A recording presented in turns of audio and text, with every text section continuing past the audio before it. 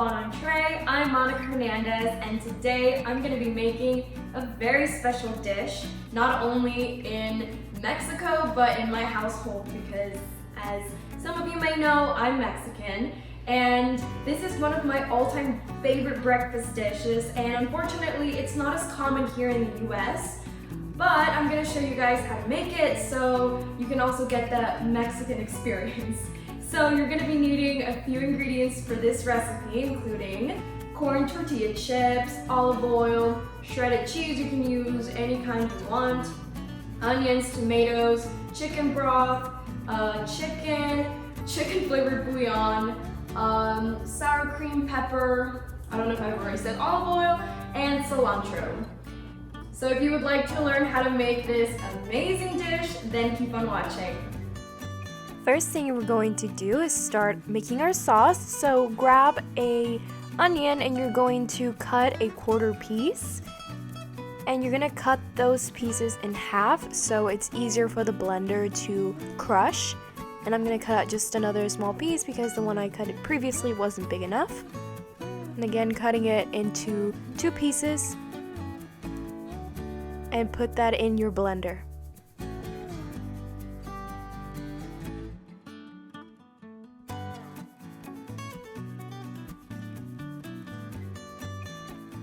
Now it's time to cut our tomatoes, and we're going to be using 1 whole tomato, and depending on how much you want to make, you'll probably end up using 2 tomatoes, but I'm only going to be using 1.5.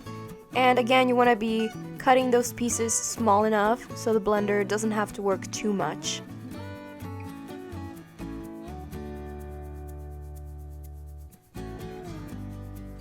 And now you're going to put 2 cloves of garlic and your cilantro. For the cilantro, I put around 3 pieces in, but feel free to add as little or as much as you'd like. I know a lot of people don't like cilantro that much. And this is another step I forgot to mention at the intro. You'll need to add tomato sauce, and I'm using the whole box. And finally, we're going to be adding our chicken broth, and this is so that we get a sauce that's not too heavy. My favorite part, the blender. Hopefully this time it'll start.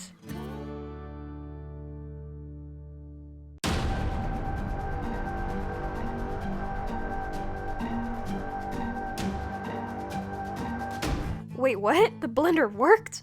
Yay!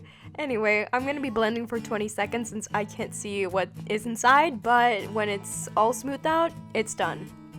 So now let's prepare our saucepan for the sauce, and we're gonna begin by adding just a little bit of olive oil. And I'm going to set the heat to medium.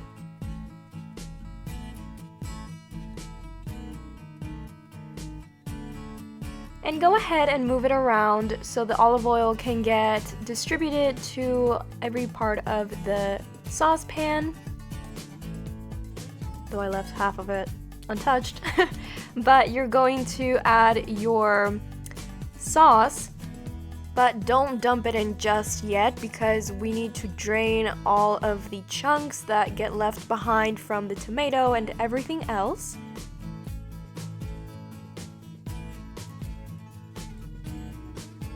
So go ahead and grab your spoon and start mixing it around. Don't be as aggressive as I am here. As you can see, I'm taking it out on the other side. But yeah, this is a very slow process. Give it time, have patience with it, and just make sure you get every bit of the sauce into the saucepan. And if you start to see that it's getting a little bit heavy and you still have a lot of liquid remaining, grab a little bit of chicken broth, and that'll help drain the remaining of the sauce. And again, start mixing. And once again, you're going to add just a little bit more chicken broth to the blender so you can get the remaining sauce out of there and put it into the drainer. We just don't want any yummy sauce to go to waste. Now, do we? Of course not. So start mixing. Trust me, it's gonna take a while. But now that you've let it sit there and it starts to boil up, We're going to mix it around a little bit. And we're going to prepare our seasoning to add to the sauce. And the first thing I'm going to do is take a teaspoon of the chicken flavored bouillon.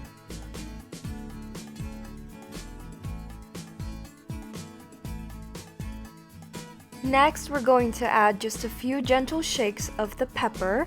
So make sure not to go overboard because that can really make a big difference in your sauce. And make sure to blend everything together to get all the flavors distributed evenly. And I'm going to let it sit there for about 5 minutes. Once I start to see it bubbling up again, I'm going to add just a tiny pinch of sugar. And this is so that the acidity of the sauce can be balanced and we don't get an overpowering flavor of all the tomato sauce. And once again, blend everything together so we can get a nice balance between all the flavors and the sugar can get evenly distributed. So now we're going to do a taste test to make sure that the sauce is perfect and if it needs more sugar. So let's see how it is. Perfect! Alright, so now let's bring the heat down to low and get ready for the most exciting step. It's time to add our corn chips.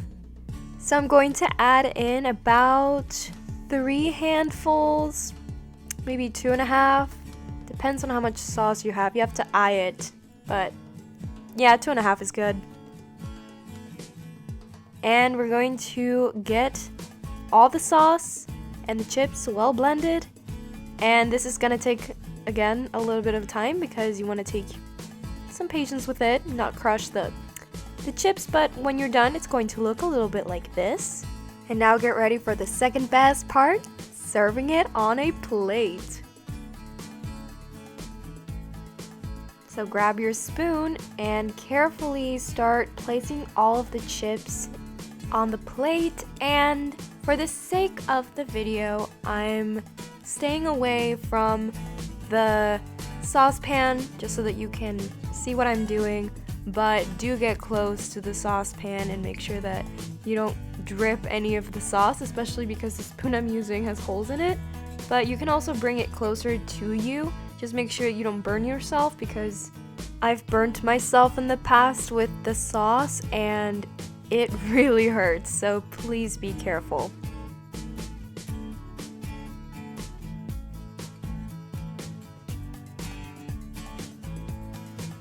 Also, if you're the kind of person that loves sauce, then go ahead and add more if you want to, but this is completely optional. Have you guys ever heard of shredded chicken? Because it's a thing. In Mexico, it's huge, but I don't know if it's a thing here, but you're gonna take a fork and you're basically just going to break your chicken apart. And this is gonna go on top of our chilaquiles. And this part is also optional.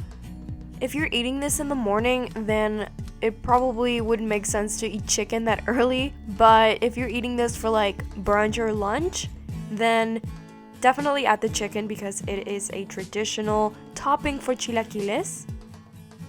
And now we're going to add our sour cream. And you can add just a tiny bit of milk so that the sour cream is a little more runny and easier to apply. Otherwise, it's just gonna go on our chilaquiles like a big clump of sour cream, which is not very pretty. And last but not least, we're going to add our shredded cheese and add as little or as much as you'd like. This dish is yours. And that was the last step, my friends. That's it, we're all done. I hope you enjoyed making this dish as much as I did. And I'm gonna give you a little confession. This was actually my very first time making this sauce from scratch. So this was a really fun experience and I'm gonna keep learning more and more so I can show you guys how to make more traditional Mexican meals. So I hope you're just as proud of yourself as I am of myself making this, and I can't wait to eat it. Thank you so much for watching and I hope you'll join me for the next one. Bye!